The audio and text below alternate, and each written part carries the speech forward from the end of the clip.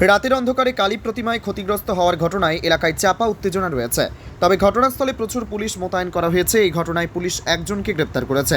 ধৃতের নাম নারায়ণ হালদার, বাড়ি কাকদ্বীপের সূর্যনগর গ্রাম পঞ্চায়েতের নস্করপাড়া এলাকায়। আজকে তাকে কাকদ্বীপ মহকুমা আদালতে তোলা হবে।